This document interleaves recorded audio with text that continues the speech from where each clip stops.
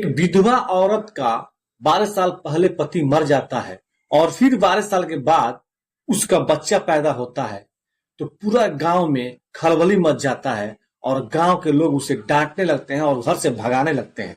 लेकिन जो विधवा औरत होती है वही बोलती है कि यह मेरे पति का बच्चा है।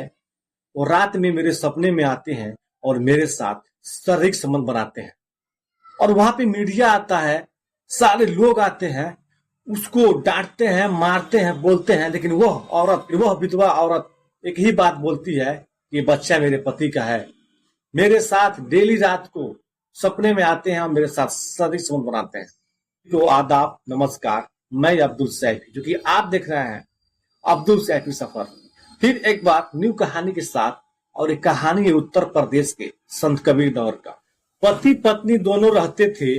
पति के नाम था मेलू और पत्नी के नाम था शांति। अब दोनों हंसी खुशी से बहुत रहते थे और इन लोगों का 2 लड़कियां थी और 1 लड़का था। मेलू बहुत हंसी खुशी से अपना परिवार को चला रहा था। मेलू का किसी दुर्घटना में मौत हो जाता है और शांति अकेले अब हो जाती है और 3 बच्चों को किसी भी तरह से मेहनत मजदूरी करके उन बच्चों को पालने पोसने लगती है। अब शांति के घर वाले बोलते हैं कि शांति तुम शादी कर लो, कैसे तुम गुजर बसर कर पाओगी। शांति बोलती है मैं शादी नहीं करूंगा, मेरे पति भले मर गए हैं तो क्या है, वो मेरे दिल में है और जिंदगी भर रहेंगे, मैं उनको याद करके मैं जी लूंगा।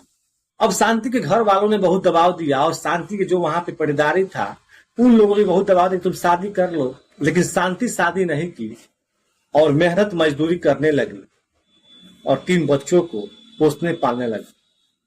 जैसे 12 साल बीतता है, अब शांति प्रेग्नेंट हो जाती है और एक लड़के को जन्म दे देती है। अब जैसे यह पता पूरे गांव के लोग को चलता है कि शांति का लड़का हुआ है, पूरे गांव में खलबली मच जाता है। सब आके थू थू करते हैं, सब आके गालियां देते हैं कि तुम बहुत गलीज आदमी हो, तुम एक विधवा हो कि कैसे लड़के का जन्म तुम दे दी। उसके पूरे रिश्तेदार वाले आते हैं, उसको गालियां देते हैं, उसको मारते हैं, ढकेलते हैं। मगर शांति एक ही बात बोलती है कि ये बच्चा मेरे पति का है। उस सपने में आते हैं, मेरे साथ सोते हैं और मेरे साथ शारीरिक संबंध बनाते हैं। लेकिन कोई लोग मानने का तैयार नहीं था। वहां पे मीडिया आता था, वहां पे पूरे गांव के लोग आते थे, उसको गालियां देते थे। लेकिन मीडिया यही पूछता था कि आप सच सच बता दीजिए कि बच्चा किसका है।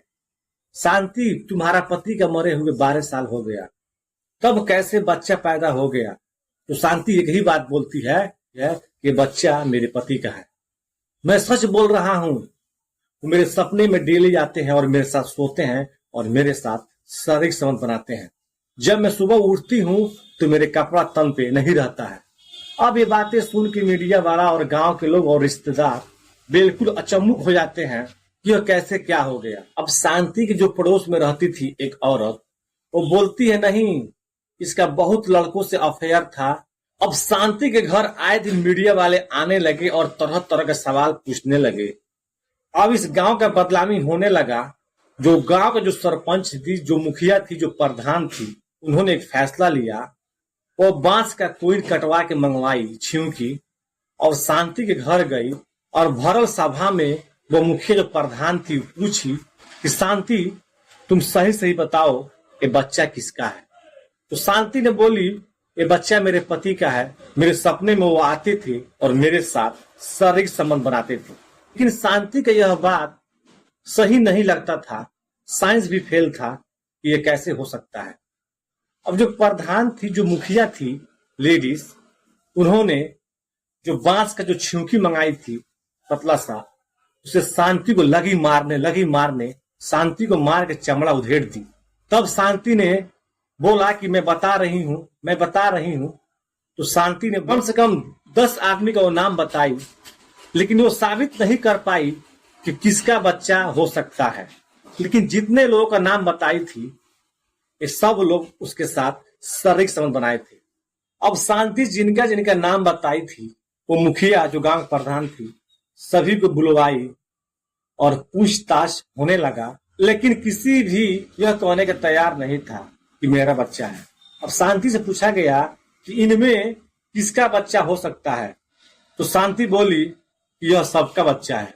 वे कैसे हो सकता है, संबंध तो सभी बनाए होंगे मगर एक ही कोई होगा कि उसका बच्चा होगा।